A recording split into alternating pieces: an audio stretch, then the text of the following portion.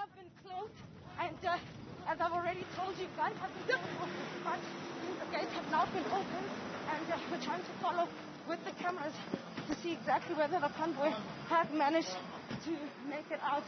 I'm just going to try to catch my breath, Bongiwe. I mean, really, drama is one word, pandemonium is another way I could describe what has unfolded here at the Wakangela Mankeng and the Royal Palace. Touch and go situation, Bongiwe. I can tell you that at the moment I heard, as you can see, there's lots of movement, Bongiwe. We're trying as much as possible to stay out of the way. There you can see the convoy through the fence. It's not clear at this stage what is going to happen to the AmaZulu throne. It's not clear what's going to happen to the now King Misuzulu Kazwelithini, who was now officially ordained, Bongiwe, when that last will and testament was read out by advocates Madota, Griffiths, Madontela. And so we're going to try and then go back then to the entrance of the palace after running out. I'm just trying to catch my breath, Bongiwe, really. It was a touch and go situation, especially because there were guns that were being pulled out. I see members of the SAPS on the move. We're going to try follow them and see what exactly is happening inside.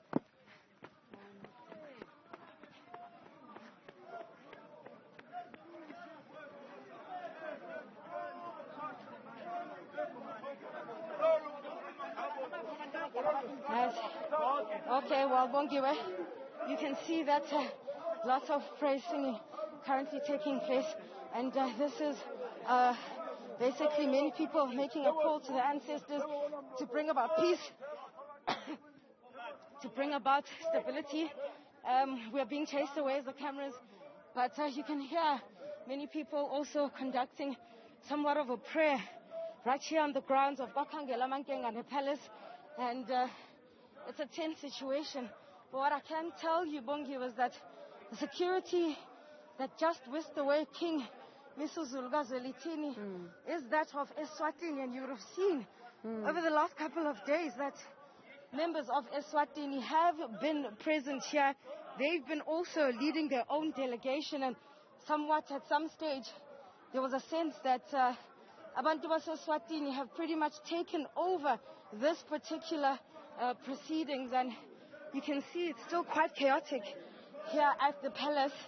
And Bongiwe, we're going to try and see who else is still here. I'm going to try and locate Prince Mangosuthu Buthelezi and also check his whereabouts, because it was at that moment between Prince Thokozani and Prince Buthelezi where you could hear Prince Buthelezi saying, Musa Uganga, do not stop being facetious, stop being naughty. That all hell broke loose. Bongiwe, I can tell you, I didn't even see when Misuzulu stood up and left. He almost disappeared. All I saw was his sister, that being the one that we saw earlier on, paying an emotional tribute to her mother, the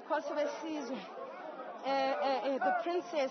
She then went after her brother, and I think what you saw happening at the doors of the palace when we were sort of hanging around, when I could hear guns being called, at the same time when I could hear the SAPS asking how many members are actually on standby, it seems as though there was an attempt to collect all members of the children of Queen Manfombi Dlamini Zulu and almost get them in the vehicles and to whisk them away. Where they've gone to, Bongiwe, is a place of safety, and I can tell you without a shadow of a doubt that wherever they're going, it's going to be kept a huge secret under lock and key. As I've already said, I'm almost certain that the security that whisked him away is that of the King Mswati III, as Eswatini, and not necessarily of this particular household. And you can see then prayers are being conducted. I'm going to keep quiet, catch my breath, and allow you to hear the prayers that are being conducted on these grounds, a call to the ancestors to come and bring peace upon this nation of AmaZulu.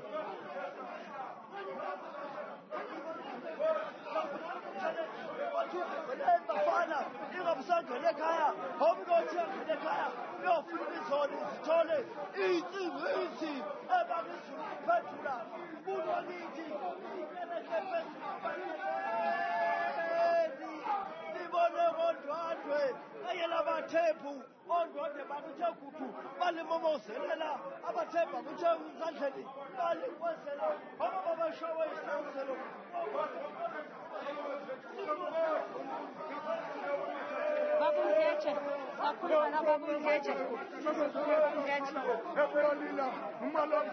Ongiwe, that is the praise singer we've always seen with the Amazulu King, Babu Ngeche Inyosi Yasebkhosini. He is also amongst those who are walking these grounds, conducting praise. He's always someone who's doing the praise singing, and I tried to just pull him in. You can see he's in a state right now, as many of us are right now. It was a really fragile moment. Anything could have happened within a matter of seconds.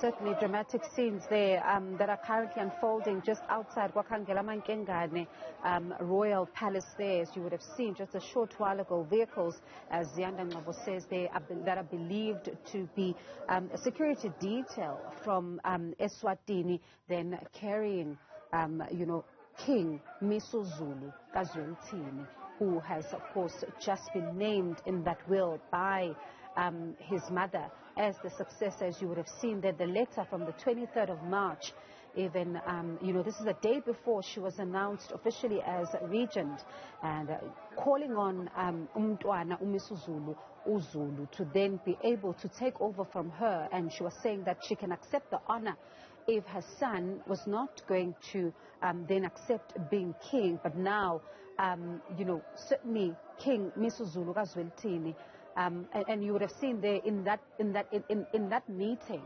the reading of the will, then Prince Thokozani rising up, really trying to make his voice heard, even though the Prime Minister of the Zulu monarch tried to get him to sit down, even going as far as saying ungazoganga, musukanga hlala phansi, and Prince Thokozani continuing to say that the Queen, the regent, abdicated the throne, and therefore she could not have appointed a successor. Certainly that saying that that process was now no longer in her hands. And certainly dramatic scenes that have unfolded, we have been told, in recent days, and even after the time when the nation was mourning the loss of King Goodwill Zwelithini Zulu, that succession is not an easy path for any monarch at all. Succession is never easy. But certainly when scenes like these are playing out for all to see, an unprecedented moment of a will that is being read to members of the public, because certainly this is a public meeting where members of the media were invited into, and we then were able to get a sense of what was in there. Even Prince Mangosuthu Buthelezi there coming out to say that, when he was talking as Prime Minister, saying he's happy that everyone is there, and even the delegation from Eswatini is there, certainly saying that this is a God-given moment. I certainly do hope, Ziyanda, that you have now managed to catch somewhat of your breath, because I certainly, I was watching these scenes, and the viewers, I'm sure, even shocked at what is unfolding. We saw guns, Ziyanda, something that really is of grave concern. Bongio, I've just caught my breath. As you can hear, I'm much calmer right now, just taking in what's happened. And the first thing that's come to my mind is thinking about when King Cyprian Solomon passed away. In fact, King Goodwill Zwelithini Zulu also had to go into hiding because of fears that he would be assassinated. And history is repeating itself, perhaps in a more dramatic fashion, Bongiwe, in the sense that we saw this unfolding live in front of our eyes for the entire nation to watch. One would think that, the reading of the will, I believe, was strategic on the part of the family to ensure then that there wouldn't be any claims and counter claims that are peddled in the media. It was for all of us to see. You saw Advocate Griffiths Madonsela reading out firstly a letter that was written by the later Queen Manfombi Dlamini Zulu to Prince Mangosuthu Buthelezi, sharing what the wishes of the late Amazulu king initially were, and stating the reasons why, first of all, her children, and in particular Misuzulu Zulu, is the rightful heir to the throne, citing the fact that he is of royal blood, and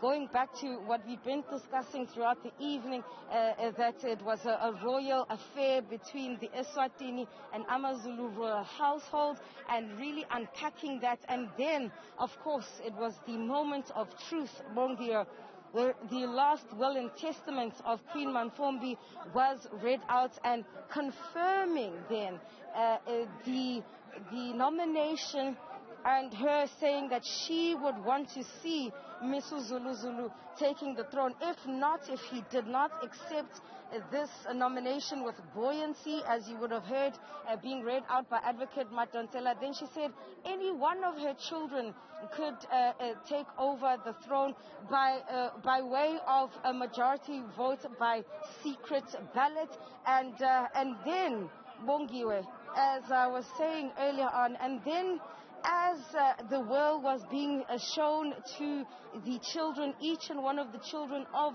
Queen Manfombi, there was someone, and that someone was Prince Thokozani, stood up and said, Uxolo. And the advocate, I don't know if he heard him or if he was willfully ignoring him, and he continuously said Uxolo, and there were chants from the back saying, could you please lend an ear? And that's when the Amazulu traditional Prime Minister, Prince Mangosuthu Buthelezi, stood up and pointed at Prince Thokozani, wati musukanga, don't be mischievous. And Thokozani said, why can't I speak? This is a public meeting. Why shouldn't I be allowed to actually air my views? And then Prince Mangosuthu Buthelezi saying, well, this is not a public meeting. And Prince Thokozani responding. And it was during that particular exchange then that Misuzulu Zulu then stood up and disappeared. Literally disappeared, and that's when there was all kinds of movement at the palace. And as you've said, Bongiwa, guns were pulled out. I could hear someone saying, go and close all the gates. So it seems as though there was an effort to try and ensure that there wasn't an escape from the vantage point that I was standing at, which is right at the entrance of this particular palace, Bongiwe. I can tell you that we were warned several times by those who were part of that security to make sure that we stand far away. I can now recall, now that I've calmed down, that one of the security officials said, Nizolimala, Sugani endleleni, move out of the way, you are going to get hurt. We are pulling out our guns, and we heard banging of doors, and we're not quite sure what was happening. All I can quite remember is that just after Prince Misuzulu Zulu, well, I should say King Misuzulu Gazwelithini, exited that particular meeting, he was followed by his sister and the rest of his siblings.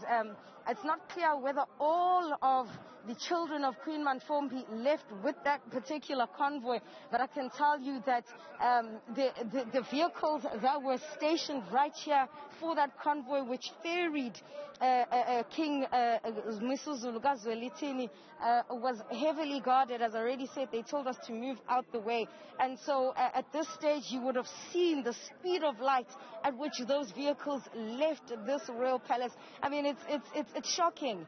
It's barely hours, Bongiwe, since the memorial service of the late Queen Mother. It's barely hours since her remains are actually interred on these palace grounds, Bongiwa.